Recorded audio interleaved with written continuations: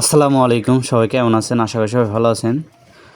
তো আজকে চলে আসলাম লিটন ভাইয়ের খামারে। তো এর আগে আমি একটা ভিডিও দিছিলাম যে এটা আপনার বাচ্চা দেওয়ার সময় আর কি।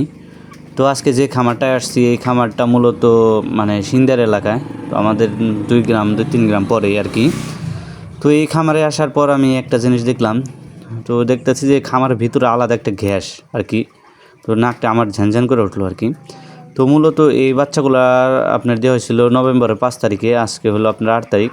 তো হলো 23, মোটামুটি 33 দিন বয়স।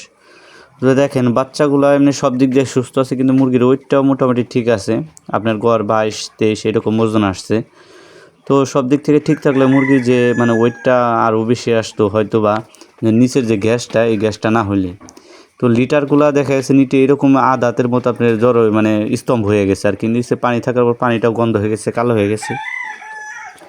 তো একটা খামারের মূল বিষয় যেটা হলো যে একটা খামারের মেন যে স্তম্ভ সেটা হলো আপনার লিটারটা যদি পরিষ্কার থাকে, ওয়েদারটা যদি ঠিক থাকে এবং বোর্ডিংটা যদি ঠিক থাকে, তাহলে মুরগির আর কোনো সমস্যা হবে না।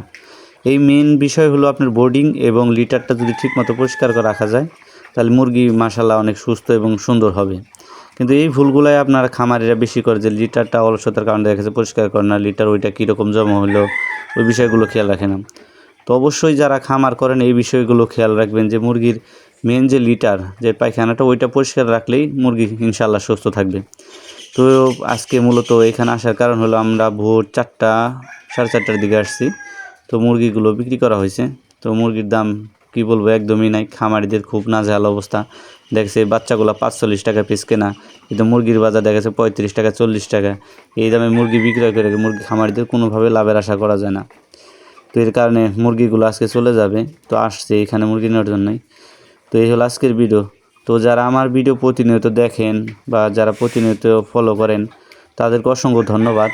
আর অবশ্যই আমাদের সাপোর্ট করবেন। তো সকলকে ধন্যবাদ জানিয়ে আজকের মতো এই পর্যন্তই। সকলে ভালো থাকবেন, সুস্থ থাকবেন। আসসালামু আলাইকুম।